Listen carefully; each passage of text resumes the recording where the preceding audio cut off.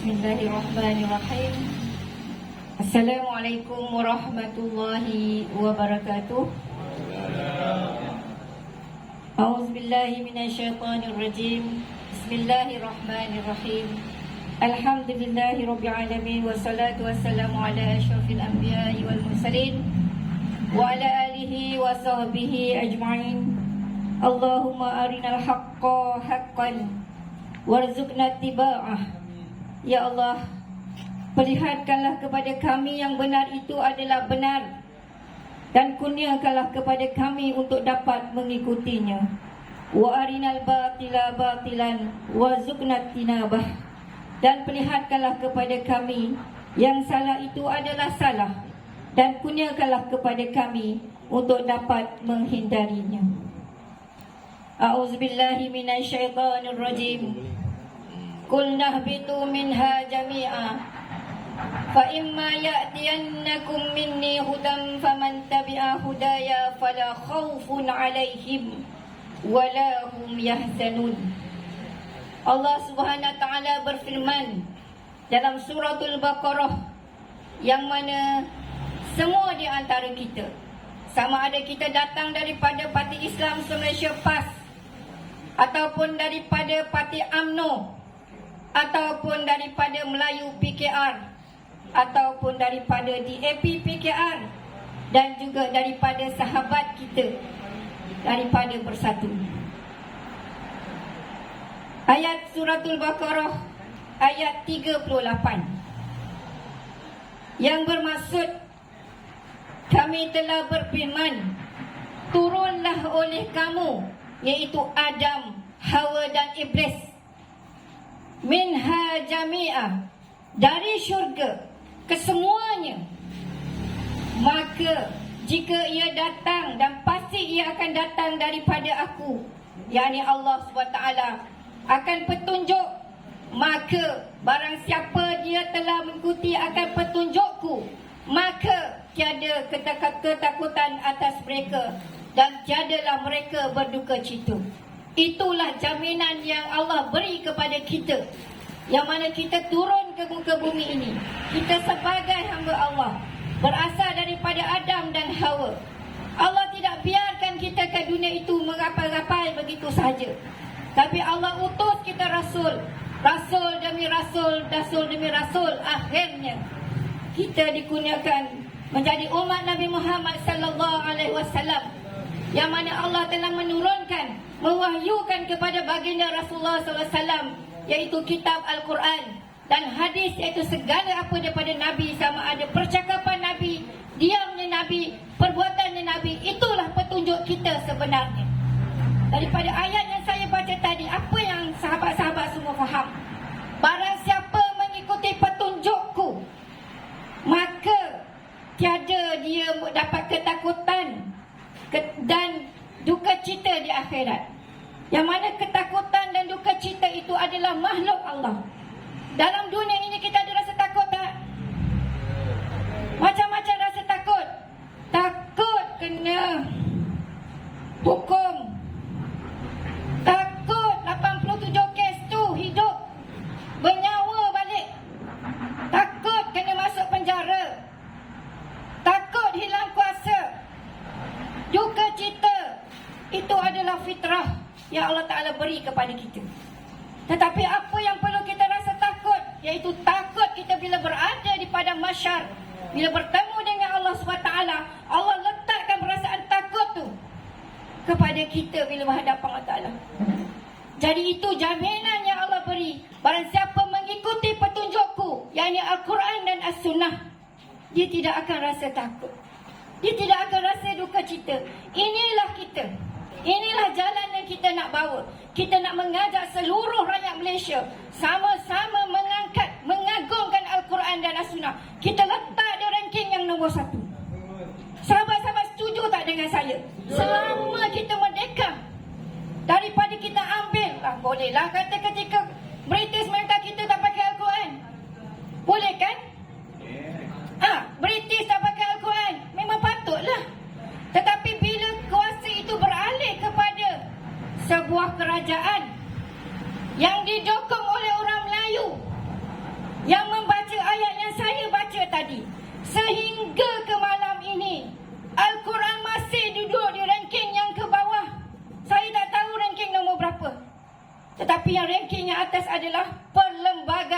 Malaysia, yang mana telah direka oleh, ditulis oleh orang kafir, tidak menepati Al-Quran sepenuhnya. Tapi ini bukanlah bermakna apabila kita Perikatan Nasional dapat memerintah Malaysia, bukanlah bermakna kita akan mencapak buangkan perlembagaan Malaysia tu. Tetapi kita akan mengangkat perlembagaan daripada Allah. Bumi yang kita duduk ini milik Allah. Udara yang kita hidup ini adalah milik Allah. Nyawa yang ada daripada kita sekarang adalah milik Allah. Tetapi alangkah tidak rasa berdosakah kita? Kita tak rasa berdosa atau kita boleh lena tidur bila hukum Allah duduk di bawah perlembagaan Malaysia? Inilah sahabat-sahabat semua, perjuangan kita dalam Perikatan Nasional, yang kita duduk dalam bahtera yang kita sebut sebagai Perikatan Nasional, didokongi oleh dua insan yang mulia ini. Cuba lihat gambar yang ada di tangan saya. Dua nahoda ini yang mendokongi, yang akan memimpin kita dalam bahtera Perikatan Nasional. Tuan Guru Haji Abdul Hadi Awang. Siapa yang tak kenal dia? Musuh kita pun tak senang duduk dengan Tuan Guru. Tak kiralah musuh kita daripada Pakatan Harapan ataupun daripada UMNO. Yang saya paling sedih, setiap kali Presiden UMNO bangun untuk berucap, mulut dia tidak akan lekang daripada mempelekehkan ulama kita. Sedangkan kalau tanpa ulama, bagaimana kita nak kenal Al-Quran? Bagaimana kita nak kenal hadis? Bagaimana kita nak semayang kalau tak ada ulama? Jenazah kalau kita mati pun tak ada siapa yang boleh uruskan kita sekiranya tiada ulama yang mengajar kita. Itu yang saya sangat sedih. Bila Pakatan Harapan okey lagi, sebab dalam dia sekular, dalam dia plural, dalam dia LGBT, dalam dia komunis, dalam dia etis. Tetapi sahabat-sahabat kita daripada UMNO Barisan Nasional, itu belum lagi kita buka surah Yasin. Saya rasa dalam majlis malam ni, termasuklah abang-abang polis yang ada di sini, mesti baca surah Yasin. Ketika majlis, mesti surah Yasin. Apa surah Yasin? Bismillahirrahmanirrahim. Yasin wal Quranil Hakim. Yasin, demi Al-Quran yang penuh hikmah. Tak berapa ribu kali kita cakap Quran ni penuh hikmah. Tetapi di mana kita letak kedudukan Al-Quran di bumi Malaysia ni? Apa UMNO buat selama 63 tahun? Sekadar baca Yasin sahaja. Orang hidup baca Yasin, buat majlis sikit baca Yasin. Tetapi tiba ayat kedua, perlembagaan itu yang lebih utama. Kenapa tak ada usaha? Jadi kami daripada Parti Islam Se-Malaysia PAS, sehingga pada PRU 14 kami bertanding solo. Bukan mudah, dan kami hilang deposit yang banyak. Tapi adakah itu akan melemahkan kami? Tidak. Sebab dasar yang kami bawa adalah Islam. Selagi tak tertegak Al-Quran dan As-Sunnah di bumi Malaysia ini, selagi itulah PAS akan bergerak. Jadi sahabat-sahabat yang daripada Bersatu, yang mana ketika PRU 14 kamu adalah musuh kami. Cik Azudin, saya baru kenal pagi tadi, turun padang. Okay, sahabat-sahabat yang daripada Bersatu, bersyukurlah kepada Allah kerana Allah telah memilih kita, telah mengeluarkan kita dari duduk di Parti UMNO, bertubuh dalam Bersatu. Walaupun Allah letak dalam Pakatan Harapan untuk anda diperlihatkan akan agenda DAP, yang mana kami telah mengenali dia dulu. Akhirnya Alhamdulillah, hidayah itu milik Allah. Dia pilih sahabat-sahabat semua daripada Bersatu untuk sama-sama rasa risau dengan Islam, rasa risau dengan tindakan-tindakan yang DAP buat. Malangnya apabila kita cuba Tuan Guru Presiden cuba untuk menyatukan ummah. Nak menyatukan ummah. Peringkat awal Muafakat Nasional, saya juga penceramahnya. Saya juga penceramahnya. Dipanggil oleh wanita UMNO untuk beri ceramah. Tapi bila Muafakat itu tak ada lagi, Perikatan Nasional pula panggil saya ceramah. So malam ni adalah malam yang kedua. Dia buat juga Ustazah ni sebab Ustazah ni mengajar Quran. Setiap hari tengok Quran. Jadi bila setiap kali tengok Quran, rasa bersalah sangat. Bila tiba ayat-ayat yang mana perkara yang perlu kita buat, perkara yang perlu kita tinggalkan. Okey, kenapa kita perlu sokong Perikatan Nasional? Dan kita kena istiqamah menyokongnya. Jangan ada di antara kita, bila Allah telah keluarkan kita daripada kegelapan kepada bahtera yang ditunggangi oleh ulama', dinahodai oleh Tuan Guru dan juga insan mulia yang bernama Tan Sri Muhyiddin Yassin. Tapi di kalangan anak muda tak sebut Tan Sri Muhyiddin Yassin. Mereka panggil Abah. Mereka panggil Abah. Satu panggilan yang mulia. Mulia daripada panggilan penyangak, penyamun. Betul tak? Jadi Tan Sri Muhyiddin Yassin sanggup mengorbankan kursi timbalan Perdana Menterinya hanya semata-mata untuk membongkar kes Datuk Seri Najib yang sekarang sedang direhatkan di Istana Kedah. Tapi itu pun adalah tanda syukur kasih sayang Allah sebenarnya. Allah tidak biarkan dia dalam keadaan itu sampai nyawa akhir dia. Allah masih beri kesempatan dia untuk memperbaiki diri, bertaubat. Tetapi ingatlah sahabat-sahabat semua, apabila kita mengambil harta orang, kita memakan harta negara, kita menyalahgunakan dana rakyat, dosa kita tidak akan terampun dengan taubat, melainkan kita kembalikan balik semua apa yang kita telah ambil. Tetapi malangnya, apabila sebuah parti yang tidak meletakkan dosa dan pahala, itulah jadinya. Yang halal itu haram, yang haram itu halal bagi mereka.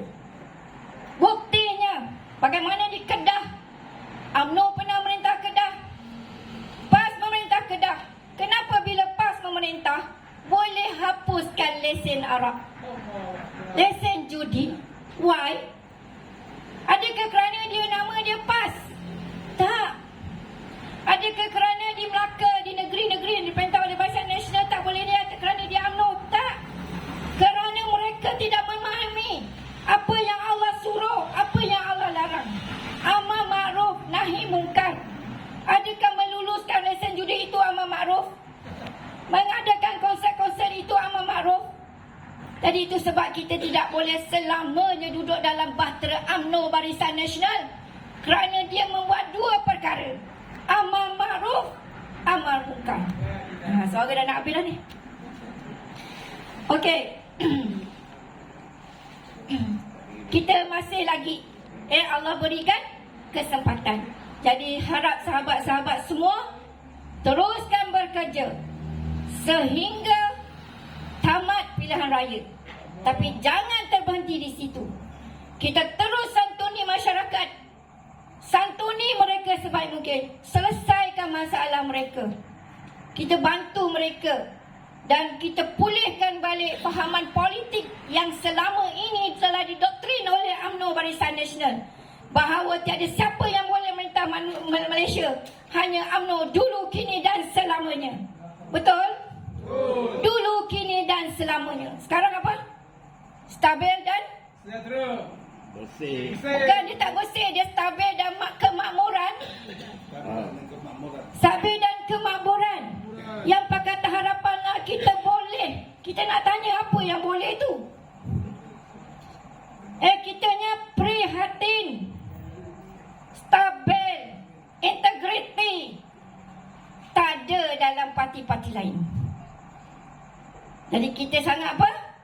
Kita adalah parti terbaik pada masa ini.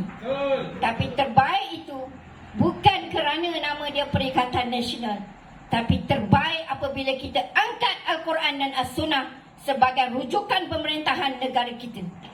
Jadi betapa besarnya pahala sahabat-sahabat dengan keringat kita, akhirnya kita mampu mengangkat Al-Quran dan As-Sunnah. Jangan kira penat dan letih. Saya pun daripada pagi balik, bila operasi sambung kerja lain, malam datang ceramah. Jadi semua kita, akak saya, kawan saya kat depan ni pun dengan kaki teringkuk-ingkuk pun pergi kempen merayu undi. Okey, satu lagi yang kita semua boleh fikir, Al-Fatihah yang kita baca, Ihdinas siratal mustaqim. Ada di antara kita ni baca Fatihah tak baca Ihdinas siratal mustaqim? Semua orang minta Ihdinas siratal mustaqim. Tahu tak apa tu Ihdinas siratal mustaqim? Tunjukkanlah kami jalan yang lurus. Dalam tafsir mengatakan petunjuk itu pertama Quran. Allah telah beri kita petunjuk iaitu Quran dan hadis. Tetapi hidayah yang kedua kita minta dengan Allah, supaya Allah gerakkan kita berpandukan Quran dan hadis. Dan tak semua orang Allah beri. Tapi kita tetap minta. Masalahnya dalam solat Ihdinas siratal mustaqim, ya Allah, tunjukkan kita jalan yang lurus. Tunjukkan kami jalan yang lurus. Di depan kita ada Perikatan Nasional yang didohadakan oleh ulama dan Tasrimud Yasin. Di depan kita ada Pakatan Harapan yang dalam dia ada DAP. Dan lagi Bahtera UMNO yang ada dalamnya nahoda dia Zahid Hamidi. Tapi sayangnya tak jadi poster boy. Dalam sejarah UMNO, Presiden tak jadi poster boy. Kenapa Malu ke dengan muka Presiden tu? Jadi kita pun fikir juga, Ismail Sabri punya muka pun tak banyak macam lepas P.R.M Melaka. Betul? Tapi kita bangga bila melihat dua wajah ni. Dua wajah ni bila buka mulut, bila berbicara, adakah berbicara dia tu membuatkan kita rasa malah nak dengar? Tak. Kita rasa tenang bila dengar Tuan Guru Presiden beri ucapan. Kita rasa tenang bila Tan Sri Mulia Yassin beri ucapan, betul? Saya kadang dengar 3-4 kali sebab nak dengar apa yang dia cakap.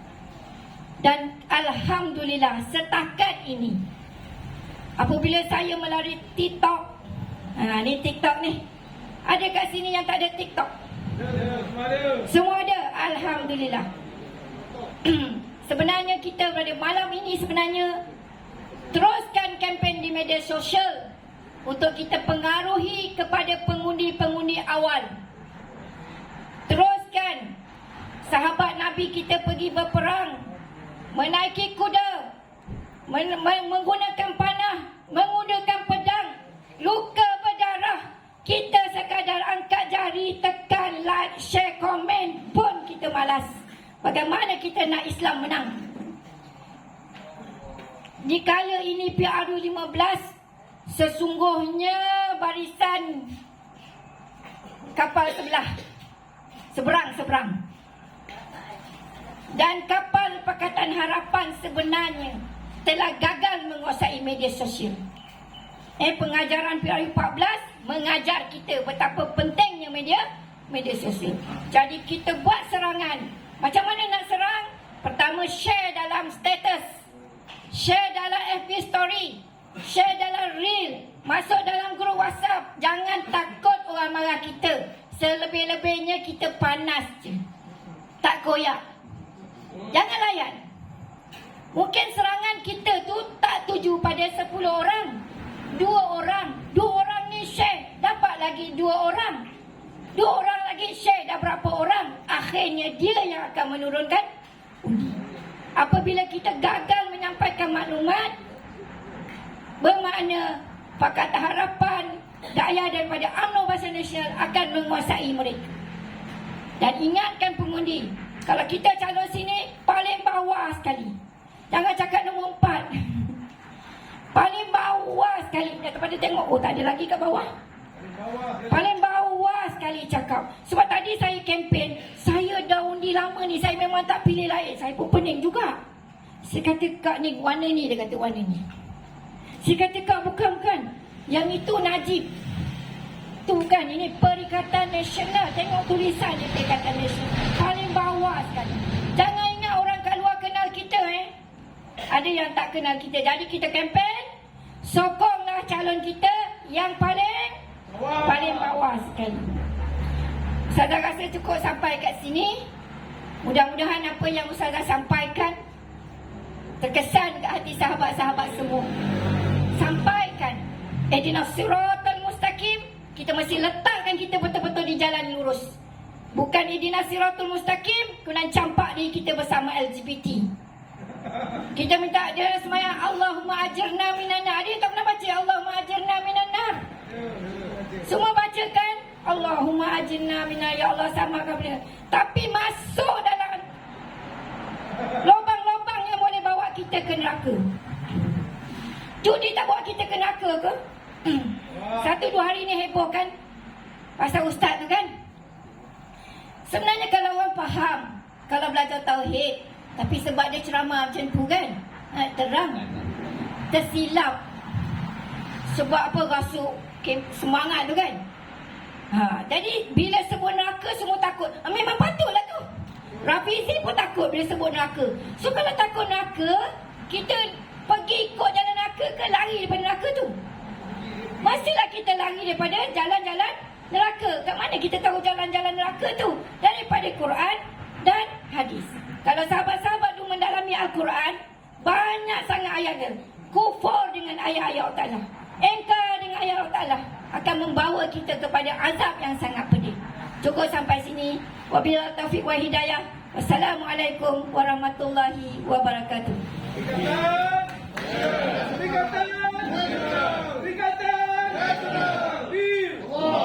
Assalamualaikum.